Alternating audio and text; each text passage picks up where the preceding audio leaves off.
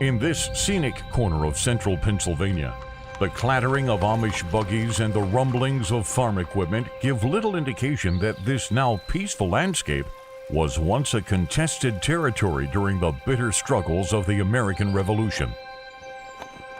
A focal point of this momentous episode in regional history was a remote military outpost symbolic of a rapidly changing continent.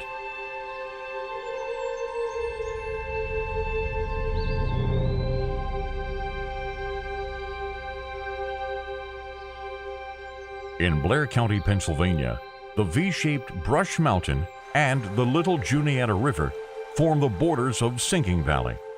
The rolling hills conceal a rural vista that has changed little in appearance over the past century.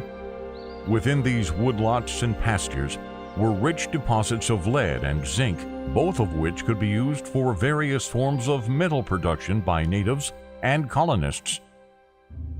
To this day, native nations of the Mid-Atlantic boast strong cultural, political, agricultural, and military history spanning thousands of years. In centuries past, their landscape was crisscrossed with pathways that allowed for trade and commerce. All of what would become Pennsylvania was once theirs. Specific to this region, natives used the Allegheny Mountains as a vast hunting ground. Prior to the American Revolution, Pennsylvania's founder, William Penn, envisioned a peaceable kingdom. This great experiment deteriorated, however, when colonial leaders failed to restrain their frontier settlers who desired to control indigenous lands. In coming years, this bloodshed led to a seesaw of violence that would claim the lives of colonists and natives alike. During these cultural clashes, massacres were committed by both sides, a grim aspect of colonial America that unleashed far-reaching consequences. By the 1760s, the British government was paying massive military debts to defend its vast empire. Taxes were soon placed upon subjects of the crown. Americans grew increasingly frustrated by their lack of representation in British Parliament and an inability to formally voice their views in governance. Much of the colonists' anger was purely economic, driven by the empire's monopoly on trade and its grip on westward expansion. Their rebellion soon evolved into a revolution, becoming a crusade of the people to gain the right of governing themselves. Following the ratification of the Declaration of Independence in July 1776, a growing number of citizens joined the effort to create a noble republic. By that moment, the fires of war were already sweeping across the wilderness some 250 miles to the west. As the conflict unfolded, native nations such as the Seneca, Mingo, Delaware, and Shawnee realized that the British intended to halt colonial intrusion on their lands. These nations allied themselves with British forces, including colonial loyalists known as Tories. By 1777, the revolution was progressing poorly for Patriot forces. The British captured Philadelphia, the Continental Congress fled, and George Washington struggled to maintain his army. Lead for ammunition was in very short supply. During this unrest, the merchant, general, and Congressman Daniel Roberdeau campaigned to use Penn family lands in Sinking Valley for lead mining. This effort could help fulfill continental demands for munitions and establish an economic foundation. Born to a French father and Scottish mother in the West Indies in 1727, Roberdeau immigrated to Philadelphia and became engaged in various civic issues, including anti-slavery activities and public health.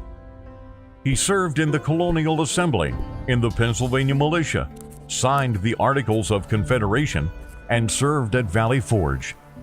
Roberdeau even donated $18,000 to French-bound American diplomats. Roberdeau's proactive patriotism, however, did not always spare him controversy.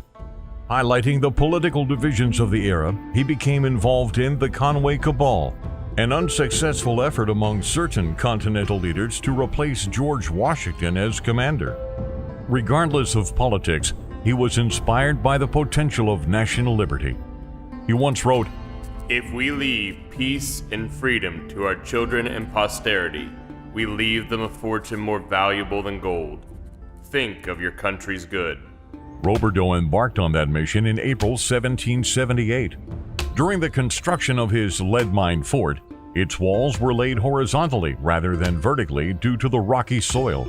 The fort included 48 cabins, enough room to accommodate large numbers of soldiers and settlers.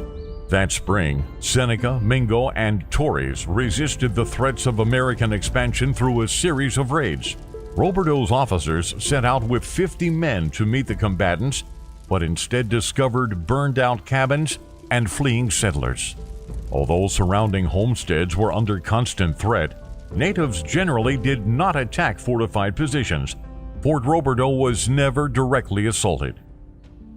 This industrial village sheltered diverse residents, including immigrants, seeking to attain wealth and defend what they considered theirs. Rangers stationed at the fort were under the command of Major Robert Cluggage.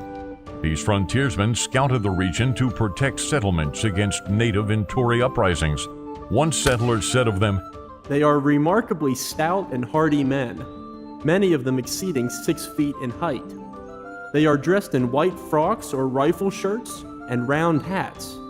These men are remarkable for the accuracy of their aim." Even so, Cluggage constantly worried about shortages of troops and material. He wrote from the fort in June 1778, "If there is not more men ordered to this frontier, I'm afraid it will be in a distressed situation. There is scarcely one day I don't receive expresses from one quarter or another praying for assistance. It grieves me to think that I am unable to afford any." Enduring these hardships, women provided important necessities and care for their families. Beyond their management of their own households, women offered medical aid, grew crops, maintained livestock, and mended clothing. When forced to seek refuge at the fort, they assisted soldiers' wives with sewing, nursing, and laundry.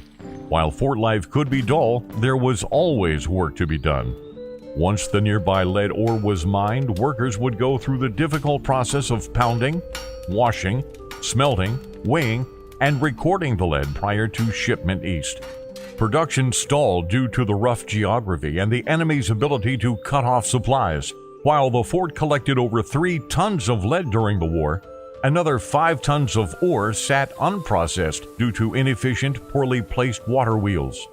Faulty forge placement and a lack of skilled workmen constantly plagued the project.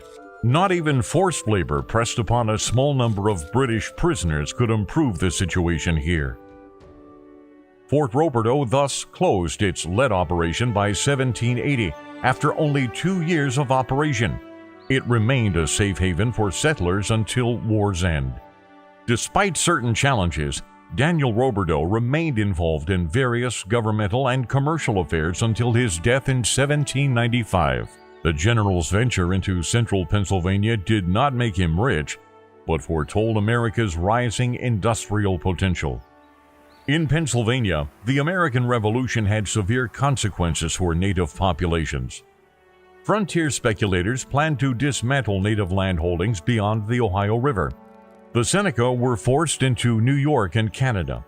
Eventually, scores of Delaware, Mingo, and Shawnee were relocated to modern-day Oklahoma, where many of them still live to this day.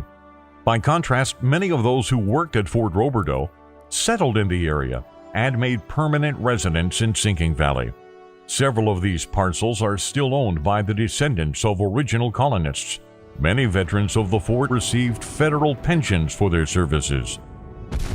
On a wider scale, the American Revolution gave birth to modern democracy. This new form of government called for a civic faith that demanded selflessness and service in the name of a collective good. The legacies of the revolution are all around us. To this day, we face the challenges of governance, political dialogue, freedom of speech, race, and our relationship with the environment. The war still raises as many questions as it does answers. The original Fort Roberdeau disappeared by the early 1800s, the landscape seemingly erasing its footprint. Throughout the late 1930s and early 1940s, archaeological excavations discovered traces of 18th century life here. Efforts to reconstruct the fort and transform it into a tourist destination were delayed by the onset of the Second World War. Not until the National Bicentennial in 1976 was this goal fully realized. Fort Roberdeau Historic Site has educated visitors from across the country and from around the world ever since. Beyond touring our recreated garrison, officers' quarters, and blacksmith shop, we welcome you to walk the grounds, hike the nature trails, attend special events, explore the Conestoga wagon, visit the gift shop, or rent White Oak Hall for any occasion. At Fort Roberdeau, embark on an immersive journey to discover the trials and transitions that molded many nations at a revolutionary moment in history.